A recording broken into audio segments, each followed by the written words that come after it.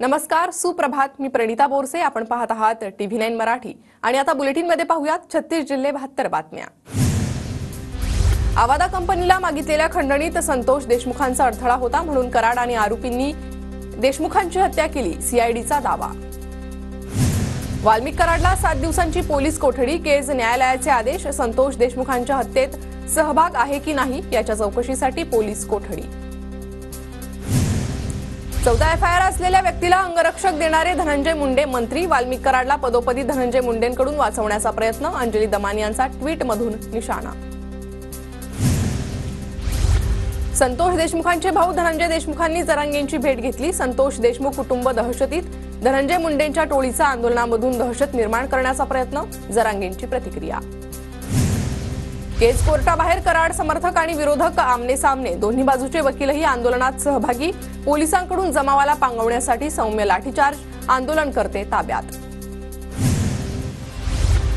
फडणवीसांच्या सरकारला डाग लावण्याचा प्रयत्न सुरू. जातीय दंगली घडवणाऱ्या धनंजय मुंडेच्या टोळीला अजित पवार आणि फडणवीसांनी थांबवावं. वाल्मिक कराडला पोलीस कोठडी मिळाल्यानंतर जरांगेंची प्रतिक्रिया. सगळ्या यंत्रणा अधिकारी योग्य दिशेने काम करतात. आम्हाला न्याय मिळाला पाहिजे. देशमुख कुटुंबियासह गावकऱ्यांची मुख्यमंत्र्यांकडे मागणी. धनंजय देशमुखांची प्रतिक्रिया. वाल्मिक कराडला फाशी द्या. वकील हेमा पिंपळे आक्रमक, तर पोलिसांची दादागिरी खपवून घेणार नाही. कराडच्या समर्थकांकडून जोरदार घोषणाबाजी. हत्येच्या दिवशी वाल्मिक कराडनं संतोष देशमुखांना धमकी दिली. तपास अधिकाऱ्यांचा कोर्टात दावा. अपहरण करून हत्येचा कट रचल्याचा आरोप. कराडनं याआधी केलेल्या गुन्ह्यांची यादीही कोर्टात सादर. वाल्मिक कराड, चाटे आणि घुलेमध्ये 9 डिसेंबरला दुपारी 3:20 पासून 3:30 संवाद. तर त्याच दिवशी संतोष देशमुखांचं 3 वाजता अपहरण झाल्याचा FIR मध्ये उल्लेख. परभणी हिंसाचार प्रकरणी राज्य सरकारकडून न्यायालयीन चौकशी समिती गठीत. परभणी हिंसाचार आणि सोमनाथ सूर्यवंशी मृत्यू प्रकरण निवृत्त न्यायाधीश VL आचली यांच्या अध्यक्षतेत चौकशी होणार. रत्नागिरीत पालकमंत्रीपदावरून भाजप आणि शिंदे गटात रस्सीखेच. पालकमंत्रीपदासाठी उदय सामंतांच्या नावाची चर्चा. संख्याबळ जास्त असल्यानं भाजपही आग्रही.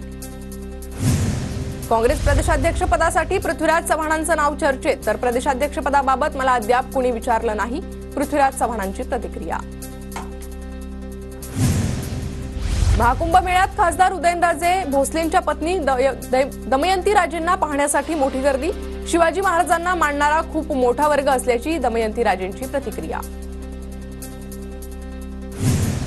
पुण्यातून पहिली कुंभमेळा विशेष गाडी रवाना. पुणे रेल्वे स्थानकावर प्रवाशांचं जंगी स्वागत.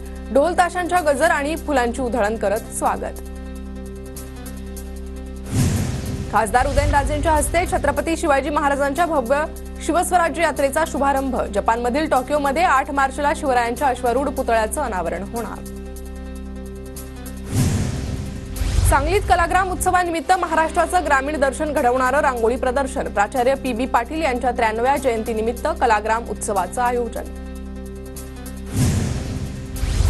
सांगलीत 17 जानेवारीपासून श्रीराम कथा आणि नामसंकीर्तन सोहळ्यास सुरुवात होणार. मुख्यमंत्री फडणवीस 22 जानेवारीला सोहळ्यास भेट देणार. शिर्डी विमानतळाच्या 25 किलोमीटर परिसरात लेझर लाईट वापरास बंदी. वैमानिकांच्या सुरक्षिततेसाठी उपविभागीय अधिकाऱ्यांचे आदेश. उल्हासनगरच्या श्रीरामनगर भागात पाणीपुरवठा खंडित झाल्यानं संतप्त नागरिकांची पाणीपुरवठा कार्यालयावर धडक. ठिय्या आंदोलन करत पाणीपुरवठा सुरळीत करण्याची मागणी. खड्डे नसलेल्या रस्त्याच्या दुरुस्तीसाठी 40 लाखांचं टेंडर. धुळे महापालिका बांधकाम विभागाचा प्रताप समोर. टेंडर रद्द करण्याची ठाकरे गटाची मनपा आयुक्तांकडे मागणी. भिवंडीतील क्रिकेट स्टेडियमची मोठी दुरवस्था. मनपा प्रशासनाच्या दुर्लक्षित कारभारामुळे खेळाडूंसह क्रिकेट प्रेमींमध्ये संताप.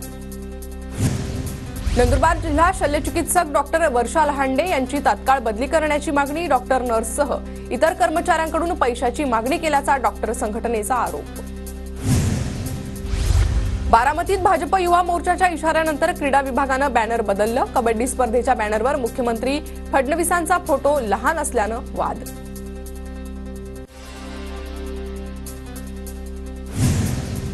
ठाकरे गटातून बाहेर पडलेल्या विष्णू भंगाळेची शिवसेना शिंदे गटाच्या जळगाव जिल्हा प्रमुखपदी नियुक्ती. मुंबईत वरिष्ठ नेत्यांच्या हस्ते भंगाळे यांना नियुक्तीपत्र. अकोल्यात शेतकरी जागर मंच यांचं अन्नत्याग आंदोलन, शेतीला हमीभाव कायदा लागू करण्यासह सरसकट कर्जमुक्ती देण्याची मागणी. शिराळ्याच्या एसके इंटरनॅशनल सैनिक स्कूलमध्ये भारतीय सैन्य दिवस उत्साहात साजरा, भाजपा आमदार गोपीचंद पडळकर आणि सदाभाऊ खोत यांची प्रमुख उपस्थिती. अकोला जिल्हा परिषदेला आता मुदतवाढ मिळण्याची शक्यता मावळली, जिल्हा परिषदेतील विद्यमान पदाधिकारी सदस्यांचा कार्यकाळ 17 तारखेला संपुष्टात येणार. संगमनेर शहरात अतिक्रमण मोहिमेला सुरुवात, नाशिक पुणे महामार्गावरील 130 अतिक्रमण धारकांना नोटीस, पालिका, सार्वजनिक बांधकाम आणि पोलिसांची संयुक्त कारवाई. जालन्यात अवैध नळ कनेक्शन धारकांविरोधात महापालिका प्रशासन ऍक्शन मोडवर, शहरात 30 ते 35,000 अनधिकृत नळ कनेक्शन, पालिकेकडून खासगी एजन्सीची नेमणूक, थेट फौजदारी गुन्हा दाखल होणार.